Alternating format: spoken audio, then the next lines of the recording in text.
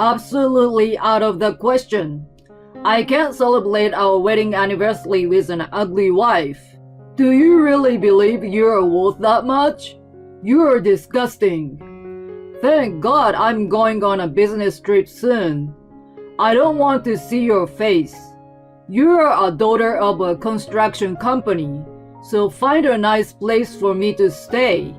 Well, I'm not counting on the help of your little family business. That's on the verge of bankruptcy. Believing that I could rebuild my relationship with my husband, I had gathered my courage to ask him. My hope was cruelly crushed by his sneer. The gentle smile he gave me, saying he would take good care of me, was all a lie. His true intention was to be the husband of the CEO's daughter. Even though my father was the founder and CEO, his office was set up in his humble home. As soon as my husband found out, he thought he understood everything about my family business. Since then, he has been looking down at me with animosity. And on our wedding anniversary, he made it clear that he was spending an unforgettable night with the adulteress he loved. He left me behind in despair, with a lecherous smile on his face. My family is in a construction business. I had been living with my parents and working as an admin assistant to support their business since I graduated from university. I didn't want to rely on them, so I decided to move out when my grandma passed away.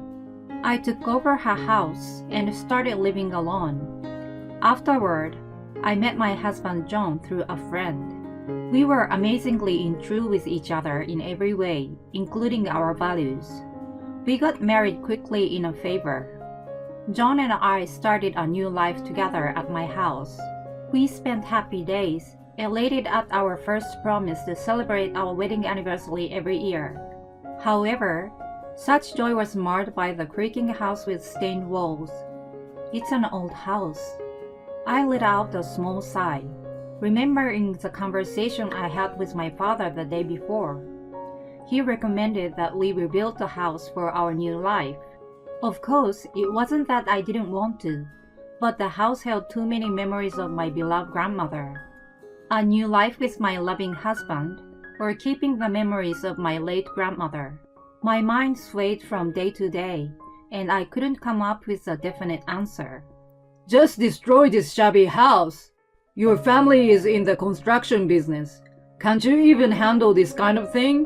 You are just a small, inefficient, mediocre constructor from the countryside. Or maybe this is a suitable residence for such a country bumpkin? Every time the floor creaked, every time the house rumbled, he lashed out at me in frustration. When we first met, he was soft-spoken and cheerful. When I told him I worked for my father's company, he joked he was intimidated by my status, and we laughed together. He proposed to me with a burning face that he would take better care of me than my parents did. When he visited my parents' house for the first time after our marriage, I didn't know what he had been imagining, but he was shocked. The house was just ordinary, and the office was a small building on the same property. There were construction materials piled up in the yard. Since then, he always came up with an excuse not to visit my parents, and gradually began to make degrading comments to me. Later, I heard he told everyone at work that he was going to marry the daughter of a president of a company.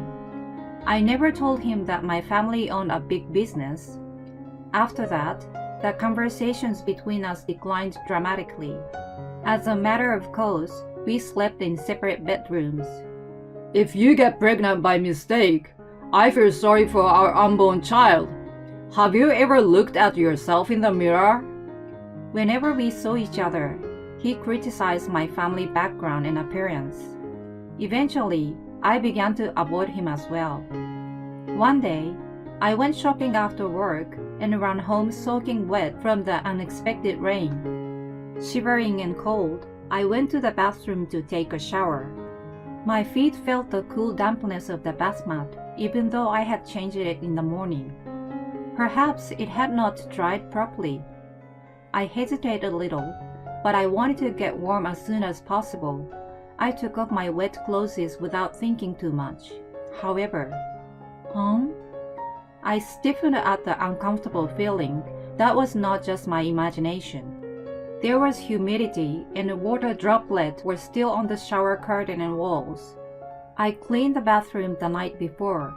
Even if I had forgotten to turn on the exhaust fan, it was hard to imagine that the room would remain so wet until late afternoon the next day. There was even a faint scent of shampoo that wasn't ours lingered. After I showered, I texted John to see if he had come home during the day. He replied with a simple, "Of course not." Indeed, that shouldn't have been a normal case. He should have been at work at this hour, working hard. But then, I found another odd thing in the gap between the washing machine and the wall.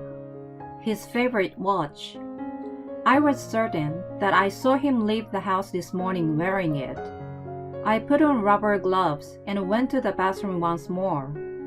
I pulled the drain in the bathtub and then became sure of it. I knew it. There were strands of long hair, obviously not the same color as mine or John's.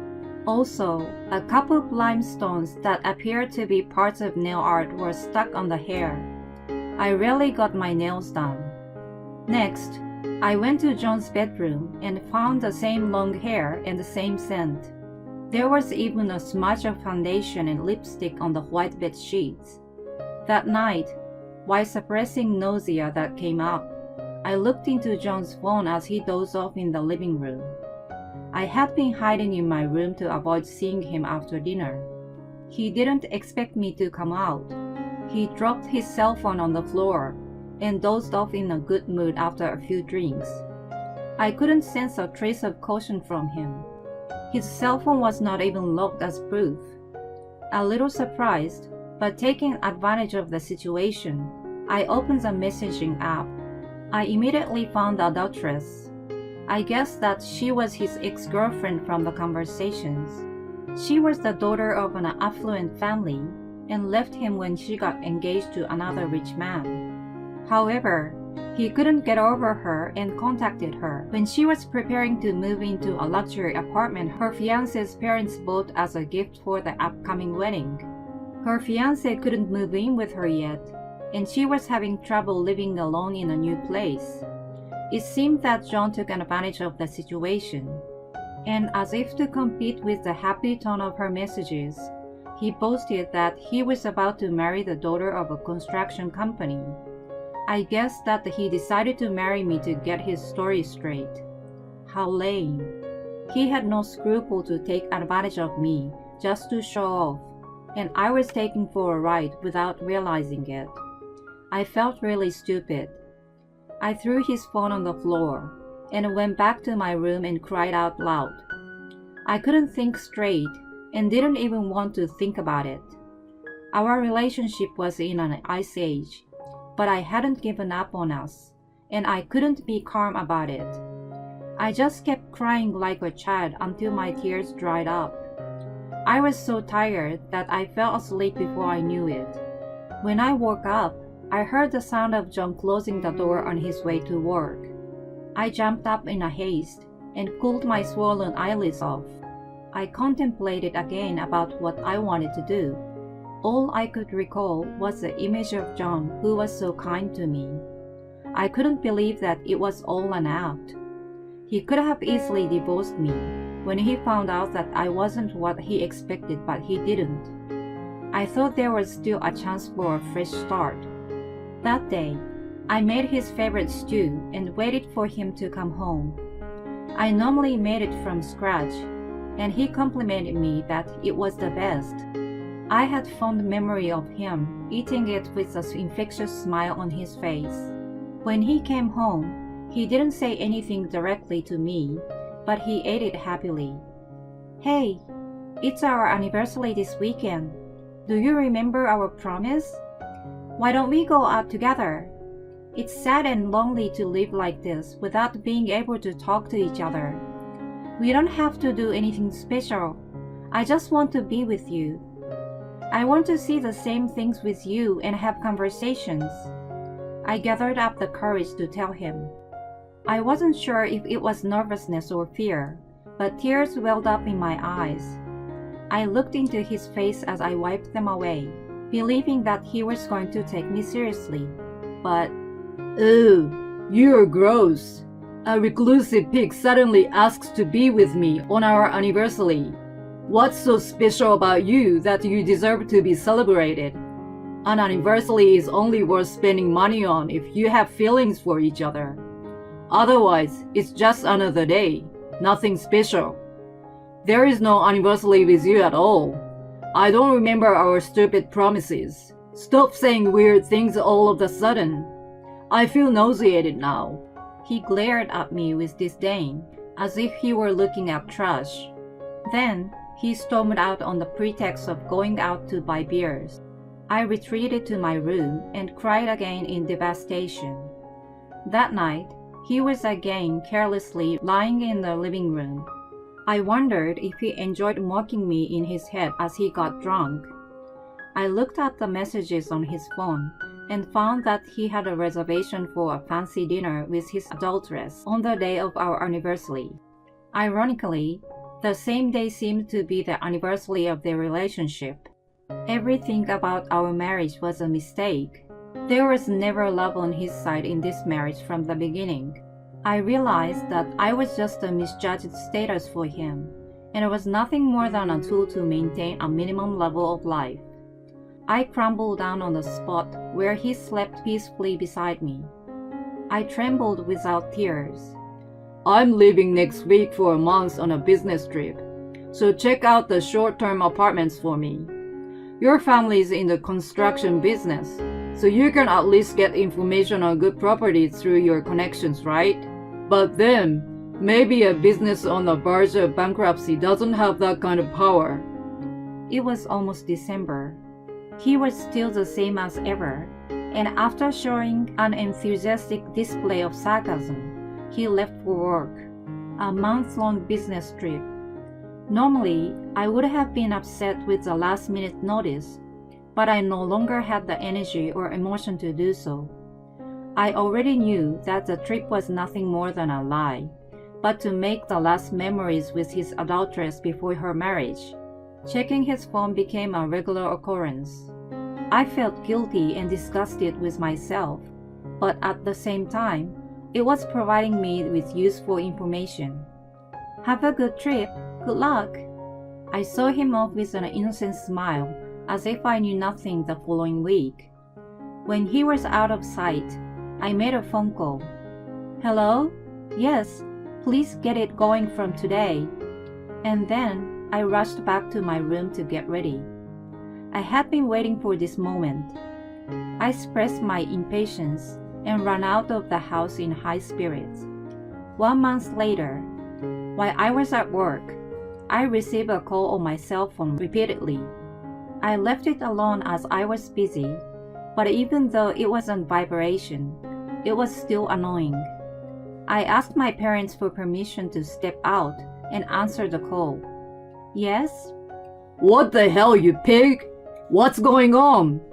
I came back and found the house was gone without a trace. The land's on sale too. Explain what the hell is going on.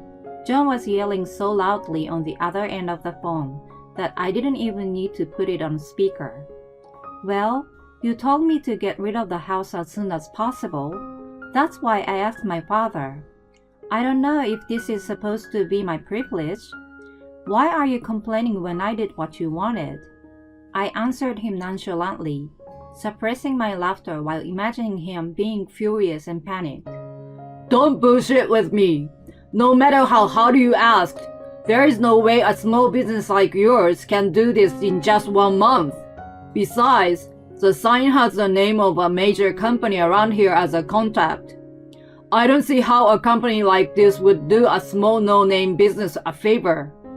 Who is behind this? Don't try to fool me. I told you, I asked for it. You took one look at my parents' house and assumed that it was small and mediocre. Have you actually done your research on my family business? I certainly didn't say it was big, but neither did I say it was a family-owned small business. He seemed to hear the bells in his head and hastily searched for something on his phone, probably about the company on the sign. He was so stunned that no words came out of his mouth. No wonder. The company's website showed a picture of my father as the CEO. We are a construction company, but we also run various related businesses. Not only our home construction office, but demolition and building are part of it. Recently, inflation caused a decline in business, so they've all been happy to help me demolish and sell lots. You know, the demolition took only a week? It was the last big job of the year for them, and the land was sold at a pretty good price. I thought of it as the last Christmas gift for my beloved grandma. I was grateful to receive it. I had been agonizing about it for a while, but in a way, I think you helped me make the decision. Thank you so much. John was still speechless despite my cheerfulness. I couldn't see his face, but he must have been pale and sweating profusely. Don't tell me you threw away all my stuff. My computer, my work files, damn it. Do you have any idea what you have done? He was half sobbing and began to worry about what happened to his belongings. No way! I'm not that heartless. My stuff went to my parents' house and yours went to the right place. It's a little early, but it's my Christmas gift to you. Please accept it. Oh, by the way, the boxes are supposed to arrive today. The sender's name is yours, and I've written down the address. I assume they would come asking about it. I'm sure you guys will be able to talk it over and come to an agreement. Where the hell did you send them? He trailed off. He must have been so panicked that he forgot to hang up the phone with me. As I expected, and as he didn't, the recipients of the package had appeared. Can you please explain what's going on? Oh. The man, to John's horror, was the fiancé of his adulteress. I had sent his boxes to their condo. I had already confirmed the address from John's messages. I also took pictures of him and his adulteress at the hotel and their condo and sent them together with the boxes. The fiancé's family was well known locally, and of course the picture was sent to them as well. On the other end of the phone, John and his adulteress were pointing fingers at each other. The fiancé who witnessed this was outraged. Their engagement was called off, and possibly a court case was pending. When the storm passed and John realized that he was still on the phone with me, he was furious and started cursing at me. You are trampling on my life, you bitch! I'm going to ruin your life too! You are worthless! I will make you regret destroying my life for the rest of yours! You deserve everything you got. How dare you say that without even thinking about what you did? I won't forgive you ever. This is definitely the end. I hung up the phone on him, and then immediately called his work. I also found traces of his wrongdoings at work while I was checking his phone. Next, I called his parents and told them everything. I refrained from doing all this in case he made a sincere apology, but I had no reason to anymore. John was fired from his job that day, and his furious parents disowned him. Overnight, he lost his job, his house, his wife, and his family. I was sure he wasn't able to stay in the town any longer. After that, we officially divorced. Of course, I negotiated a large sum of alimony. His adulteress was also abandoned by her furious parents. Her ex-fiancé brought her to court for swindling, and she was charged with huge compensation. They brought shame to the son of a wealthy family and tarnished the new luxury condo with their adultery. The amount of money he demanded must have been nothing compared to that of an ordinary citizen like me. John and his adulteress, who lost their place in each other's lives, supposedly made a fresh start in a shabby apartment somewhere. A man with a career scarred beyond repair and a naive young lady together as a couple. They will most likely have a hard time making a decent life for themselves.